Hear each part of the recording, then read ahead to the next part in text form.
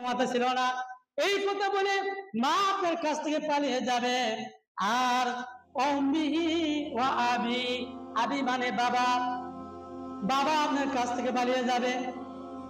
এই বাবা আমাদের কত কষ্ট করে আমাদেরকে দুনিয়াতে লালন পালন করে, মাথার ঘাম পায়ে ফেলে আমাদেরকে, এই বাবা আমাদেরকে লালন পালন করেছে দুনিয়াতে। মাথার ঘাম পায়ে ফেলে একটা সন্তানকে দুনিয়াতে লালন পালন করে বাবা। মাথার ঘাম পায়ে ফেলে একটা বাবা সন্তানকে কত কষ্ট করে লালন পালন করে, আর কিয়ামতের ময়দানে ওই বাবা ওই সন্তানের কাছ থেকে পালিয়ে যাবে। যেরকম সুবহানাল্লাহ। এবং সন্তানের কাছ থেকে পালিয়ে যাবে, এরপর আসবে তার বিবির কাছে,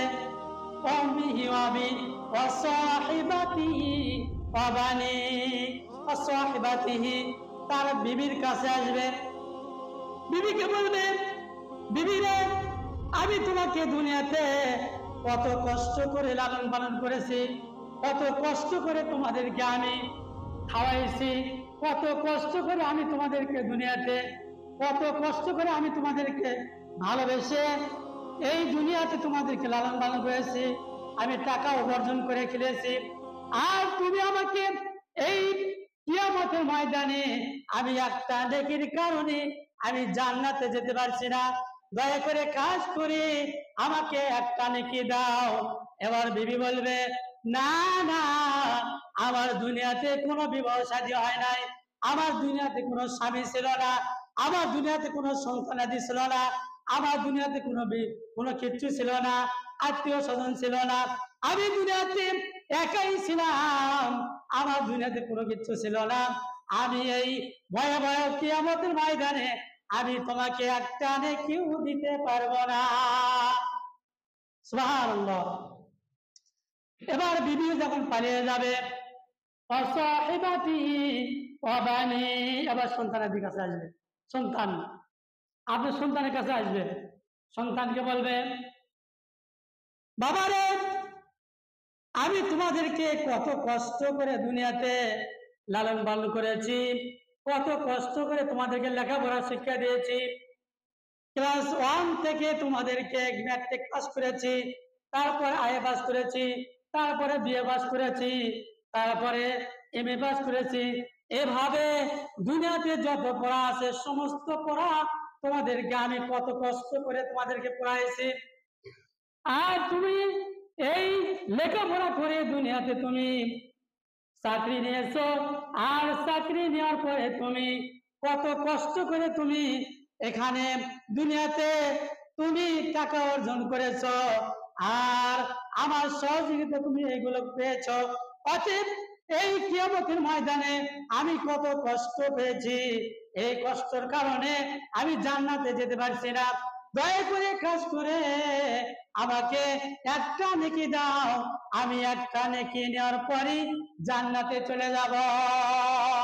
এবার সন্তান বলবে, বাবা রে আমার দুনিয়াতে কোনো বাবা ছিল না, দুনিয়াতে কোনো আমার মা ছিল না, আমি তোমাকে একটা নেকিও দিতে পারবো না। ভাইয়ের আমার, বন্ধুরা আমার, কিয়ামতের ময়দানে বাবাও কোনো নেকি দিবে না, মাও কোনো নেকি দিবে না।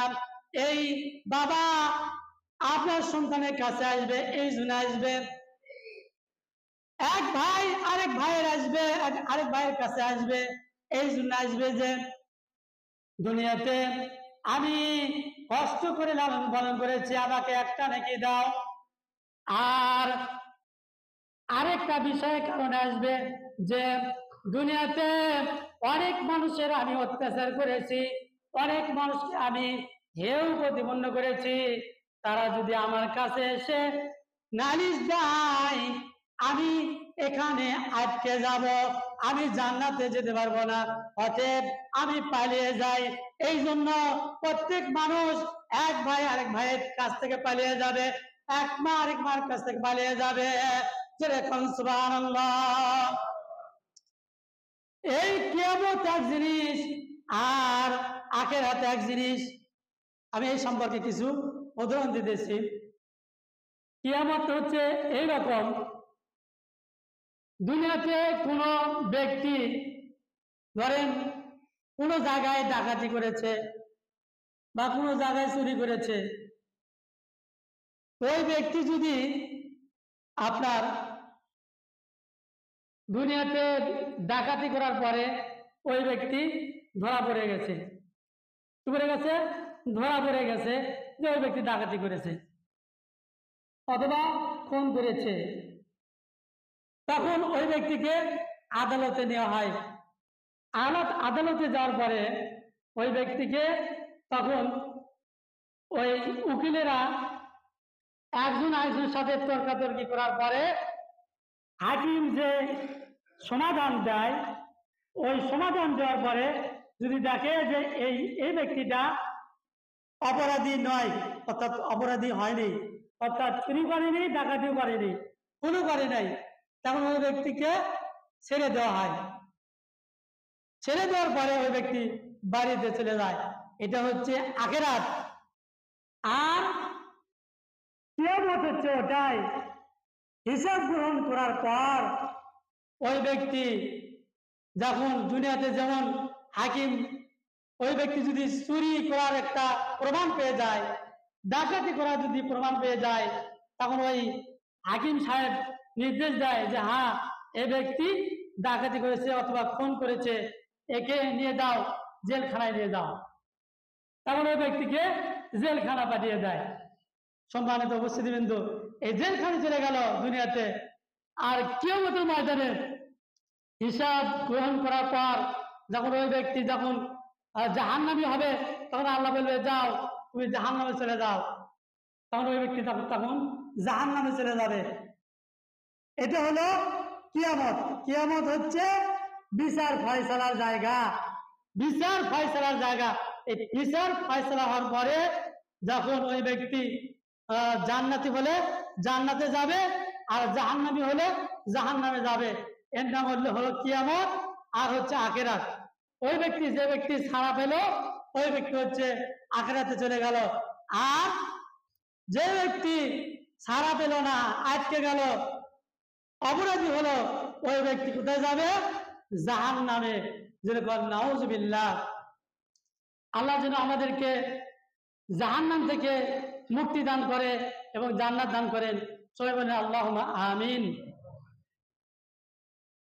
এরপরে আল্লাহ রাব্বুল আলামিন বললেন যে আফাতুমিনু বিবাদিল কিতাবি ওয়া তাকফুরুনা বিবাদিন ফামা জাযাউ মান ইয়াফআলু যালিকা মিনকুম ইল্লা খিজুন ফিল হায়াতিদ দুনিয়া ওয়া ইয়াউমাল কিয়ামাতি ইউরাদুনা ইলা আসাদিল আযাব ওয়া মাল্লাহু বিগাফিলিন আম্মা তা'মালুন।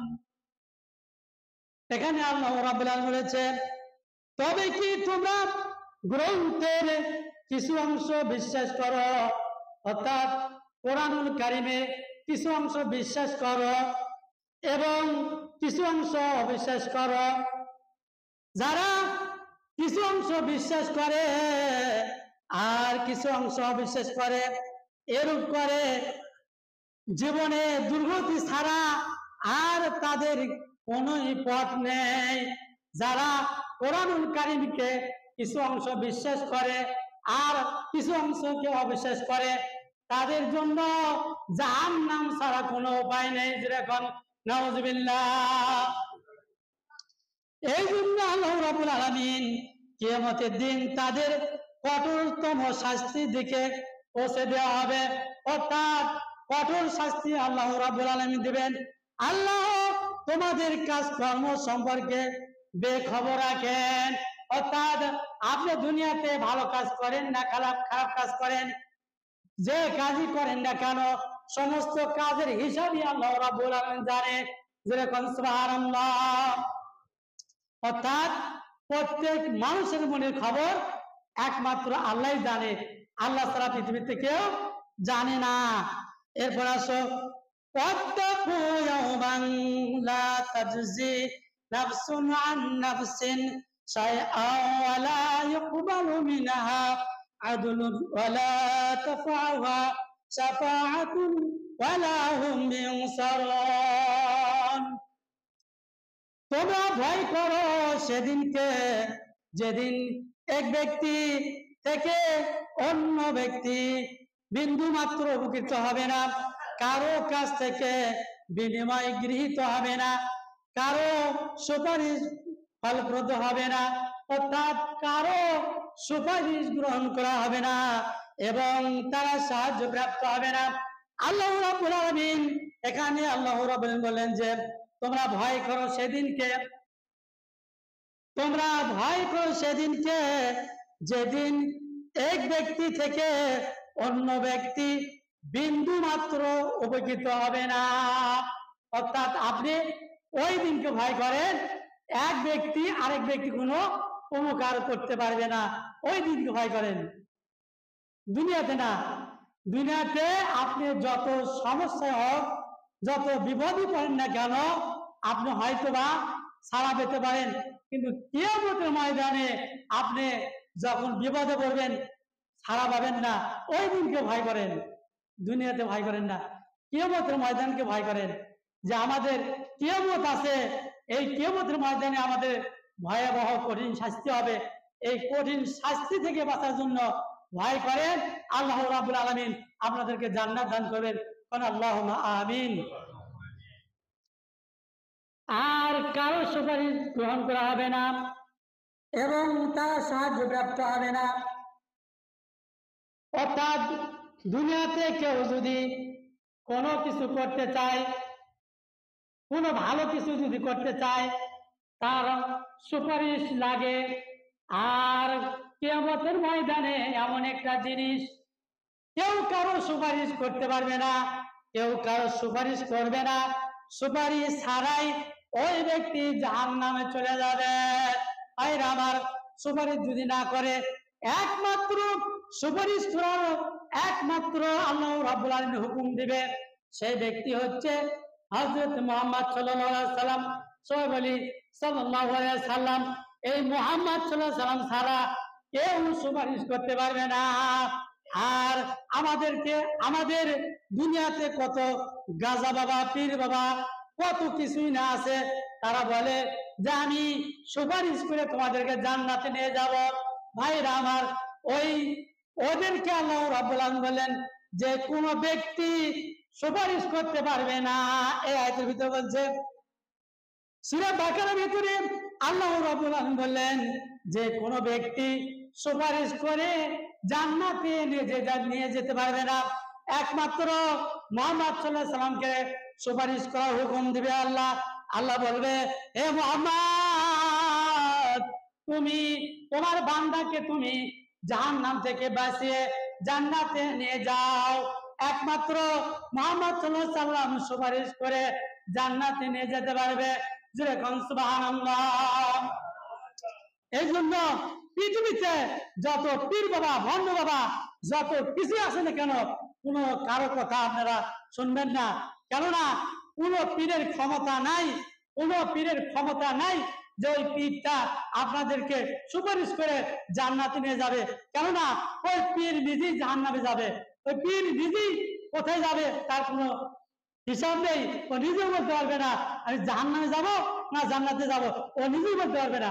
তাহলে ওই পীরের যে মুরিদ আছে, মুরিদদেরকে কিভাবে জান্নাতে নিয়ে যাবে? সম্ভব? কোনোদিন সম্ভব না। অতএব পুরো পীরের কথা আপনারা শুনবেন না, পুরো পীর বাবার কথা শুনবেন না। আল্লাহ রাব্বুল আলামিন কোরআনুল কারিমে এটাই বলেছে যে কোন পীর বাবা, পুরো ভণ্ড বাবা কোনো কিছুই সুপারিশ করে জান্নাতে নিয়ে যেতে পারবে না।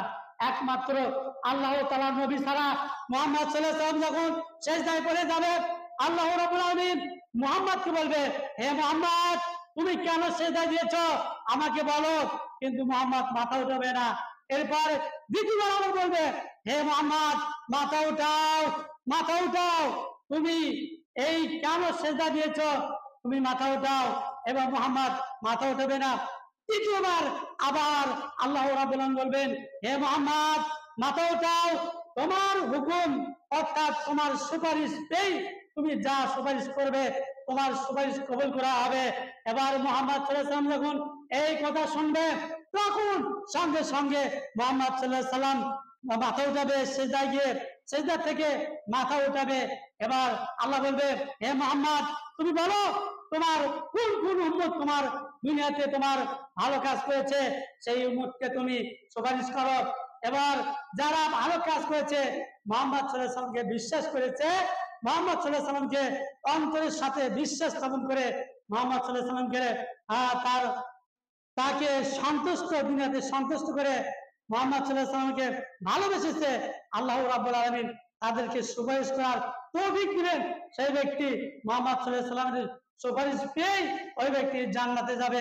যেরকম সুবহানাল্লাহ। এই জন্য মুহাম্মদ সাল্লাল্লাহু আলাইহি ওয়াসাল্লাম ছাড়া, আল্লাহ নবী ছাড়া কেউ সুপারিশ করতে পারবে না।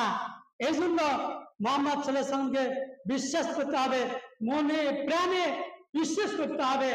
আল্লাহ বলছে যে ততক্ষণ পর্যন্ত তুমি মুমিন হতে পারবে না যতক্ষণ পর্যন্ত তুমি তার সন্তানাদি, পিতামাতা, জমি জমা, টাকা পয়সা যত কিছু আছে, অর্থ সম্পদ সমস্ত কিছুর চাইতে একমাত্র মুহাম্মদ সাল্লাল্লাহু আলাইহি ওয়াসাল্লামকে বেশি ভালো না বাসবেন ততক্ষণ পর্যন্ত আপনি মুমিন হতে পারবে না। জোরে কোন সুবহানাল্লাহ। অর্থাৎ আপনি যতক্ষণ পর্যন্ত মুহাম্মদ সাল্লাল্লাহু আলাইহি ওয়াসাল্লামকে বেশি না ভালোবাসবেন ততক্ষণ পর্যন্ত আপনি মুমিন হতে পারবেন না। এই কথা আল্লাহ রাব্বুল আলামিন হাদিসে দিয়েছে। এই কথা আমাদের বিশ্বাস স্থাপন করতে হবে যে মুহাম্মদ সাল্লাল্লাহু আলাইহি ওয়াসাল্লামকে আমাদের ভালোবাসতে হবে।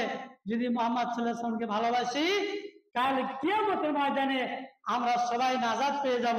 যেরকম সুবহানাল্লাহ। এরপর আসি দ্বিতীয় নম্বর আয়াতে। আল্লাহ রাব্বুল আলামিন বললেন, ইয়াউমা তাবয়াদ্দু বুজুহুন ওয়া তাসওয়াদ্দু বুজুহুন ফাআম্মাল্লাযীনা আসওয়াদ্দাত বুজুহুম আকাফারাতুম বা'দা ঈমানিকুম ফাযুকুল আযাবা বিমা কুনতুম তাকফুরুন। সেদিন কোন কোন মুখ উজ্জ্বল হবে, অর্থাৎ সেদিন কিছু কিছু মুখ উজ্জ্বল হবে, আলোকিত হবে, আর কোন কোন মুখ হবে কালো, অন্ধকার। অর্থাৎ কিছু কিছু মানুষের মুখ হবে আলো, উজ্জ্বল, আর কিছু কিছু মানুষের মুখ হবে কালো, অন্ধকার, গাঢ়। এই অন্ধকার গাঢ় হবে, কালো হবে এই কারণে যারা দুনিয়াতে ভালো কাজ করেছে, সালাত আদায় করেছে, উযু করেছে, এই মুখটা, তাদের মুখটা উজ্জ্বল হবে, আলোকিত হবে। যাদের মুখ আলোকিত হবে, উজ্জ্বল হবে, আল্লাহ নবী বলবে এই ব্যক্তিটা আমার উম্মত ছিল, এই ব্যক্তিটা আমার উম্মত ছিল। যার কারণে যখন ওই ব্যক্তিকে আল্লাহ রাব্বুল আলামিন যখন ওই সুপারিশ করার হুকুম দিবে, আর ওই ব্যক্তি তো জান্নাতে চলে যাবে। যেরকম সুবহানাল্লাহ। এই জন্য কিছু কিছু ব্যক্তির মুখ উজ্জ্বল হবে, আলো হবে। তোমরা কি ঈমান আনার পর কাফের হয়ে গেছো, এবার সে কুফরি বিনিময়ে আযাবের স্বাদ গ্রহণ করতে হবে। যাদের মুখ কালো হবে, অন্ধকার হবে, তারা কিয়ামতের ময়দানে হিসাব গ্রহণ করার পর তাদেরকে আল্লাহ রাব্বুল আলামিন জাহান্নামের মধ্যে নিক্ষেপ করে দেবে, জাহান্নামের মধ্যে নিক্ষেপ করে দেবে। যেরকম নাউযুবিল্লাহ। সম্মানিত উপস্থিতিবৃন্দ, ওয়াম্মাল্লাযীনা ইয়াক্কাদ বুজুহুম ফাফি রাহমাতিল্লাহ হুম ফিহা খালিদুন।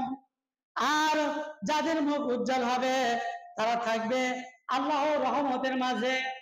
অর্থাৎ যাদের মুখ উজ্জ্বল হবে, আলোকিত হবে, তারা থাকবে আল্লাহর রহমতে, আল্লাহর রহমতে থাকবে।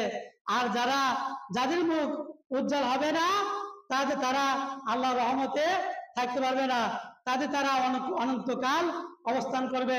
অর্থাৎ যাদের মুখ কালো অন্ধকার হবে তাদেরকে আল্লাহ রাব্বুল আলামিন জাহান্নামে নিক্ষেপ করে দিবে। আর এই জাহান্নামটা তাদেরকে চিরস্থায়ীভাবে দান করে দেবেন। আর যাদের মুখ আলোকিত হবে, উজ্জ্বল হবে, তাদেরকে আল্লাহ রাব্বুল আলামিন জান্নাত দান করবেন। এই জন্য আল্লাহ রাব্বুল আলামিন বললেন, দুনিয়াতে যারা ভালো কাজ করে তাদেরকে আল্লাহ রাব্বুল আলামিন কাল কিয়ামতের ময়দানে তাদের মুখ উজ্জ্বল হবে। আর যারা খারাপ কাজ করে, দুনিয়াতে ভালো কাজ করে না, তাদেরকে কাল কিয়ামতের ময়দানে তাদের মুখটা গাঢ় অন্ধকার হবে। আর যখন অন্ধকার হবে তখন ওই ব্যক্তিটা জাহান্নামে চলে যাবে। সম্মানিত উপস্থিতিবৃন্দ, আমি আপনাদেরকে কি দিয়ে বুঝাই কিয়ামত কি জিনিস, আমি আপনাদেরকে কি দিয়ে বুঝাই যে আখিরাত কি জিনিস, আমি আপনাদেরকে কি দিয়ে বুঝাই কবর কি জিনিস। অর্থাৎ যে ব্যক্তি কবরে পার পেয়ে যাবে ওই ব্যক্তি সব জায়গায় পার পেয়ে যাবে। আর যে ব্যক্তি কবরে পার পাবে না, আটকে পড়ে যাবে, তাদেরকে আল্লাহ রাব্বুল আলামিন সব জায়গায় আটকে দেবেন। যেরকম নাউজুবিল্লাহ। এই জন্য আমাদেরকে দুনিয়াতে ভালো কাজ করতে পারি, এর জন্য আল্লাহ রাব্বুল আলামিন আমাদেরকে যেন সেই তৌফিক দান করেন। সবাই বলি আল্লাহুম্মা আমিন। এবং এই মসজিদের সম্মানিত সমস্ত মুসল্লিবৃন্দ এবং সমস্ত যুবক ভাইরা, আল্লাহ যেন এই সমস্ত মুসল্লিদেরকে, সমস্ত যুবক ভাইদেরকে, আমাদেরকে কাল কিয়ামতের ময়দানে জান্নাত দান করেন। সবাই বলি আল্লাহুম্মা আমিন। এবং সমস্ত মুসল্লিদেরকে আল্লাহ রাব্বুল আলামিন দিনদার পরেজগার হয়ে আল্লাহ রাব্বুল আলামিন জান্নাত দান করেন। সবাই বলেন আল্লাহুম্মা আমিন। এবং আমাদের এই মসজিদের সম্মানিত কেশিয়ার সাহেব, সভাপতি এবং সেক্রেটারি সাহেব মনে হয় অনেক ভালো মানুষ। আল্লাহ রাব্বুল আলামিন এই ভাইদেরকে এই মসজিদে দায়িত্ব পালন করার তৌফিক দান করেছেন। আল্লাহ যেন তাদেরকে এই মসজিদে আরো সুন্দর করে দায়িত্ব পালন করার তৌফিক দান করে এবং ওই সম্মানিত ব্যক্তি যেন কাল কিয়ামতের ময়দানে জান্নাতে যেতে পারে। এই জন্য আমরা সবাই তার জন্য দোয়া করব। আল্লাহ রাব্বুল আলামিন তাদেরকে যেন জান্নাত দান করেন। সবাই আল্লাহুম্মা আমিন। সম্মানিত উপস্থিতিবৃন্দ, এই পৃথিবীতে সমস্ত মুসলমান ভাইদেরকে যেন আল্লাহ রাব্বুল আলামিন জান্নাত দান করেন। সবাই বলি আল্লাহুম্মা আমিন। এবং পৃথিবীতে যাদের বাবা মা মারা গেছে তাদেরকে যেন আল্লাহ রাব্বুল আলামিন জান্নাত দান করে দেন। সবাই বলি আল্লাহুম্মা আমিন। এবং যারা দুনিয়াতে বেঁচে আছে তাদেরকে যেন দিনদার পরেজগার হয়ে দুনিয়ার থেকে বিদায় হওয়ার তৌফিক দান করেন। এই জন্য সবাই বলি তাদের জন্য তারা যেন জান্নাতে যেতে পারে, এই জন্য বলি আল্লাহুম্মা আমিন। সম্মানিত উপস্থিতিবৃন্দ, এই মসজিদে যারা যুবক ভাইরা এসেছে তাদেরকে জন্য আল্লাহ রাব্বুল আলামিন 5 ওয়াক্ত সালাত আদায় করার তৌফিক দান করে। সবাই বলি আল্লাহুম্মা আমিন। এবং এই মসজিদে যারা মুরব্বীরা আছে তাদেরকে যেন আল্লাহ রাব্বুল আলামিন দিনদার পরেজগার হয়ে জান্নাতে দান করে। সবাই বলি আল্লাহুম্মা আমিন। সম্মানিত মুসলিমবৃন্দ, আমাদের এই পৃথিবীতে অবস্থা খুব খারাপ, কেননা মুসলমানদেরকে কেউ দেখতে পারতেছে না। কেন? মুসলমানেরা সব জায়গায় মার খাইতেছে। ফিলিস্তিন, ইসরায়েল আমাদেরকে মেরে একদম শেষ করে দিচ্ছে। ভাই, সম্মানিত ভাইরা, ছোট্ট ছোট্ট বাচ্চা, এই 5 বছর 7 বছর বাচ্চা কেঁদে কেঁদে তারা একমাত্র আল্লাহকে ডাকতেছে, হে আল্লাহ আমাদেরকে সাহায্য করুন, আমাদেরকে সাহায্য করুন, কেননা আমরা অনেক বিপদে আছি, আমাদেরকে সাহায্য করুন। কত কাঁদতেছে, কত কষ্ট করতেছে। আল্লাহ যেন ওই আমাদের সমস্ত ফিলিস্তিন সমস্ত মুসলমান ভাইদেরকে জান্নাত দান করেন। সবাই আল্লাহুম্মা আমিন।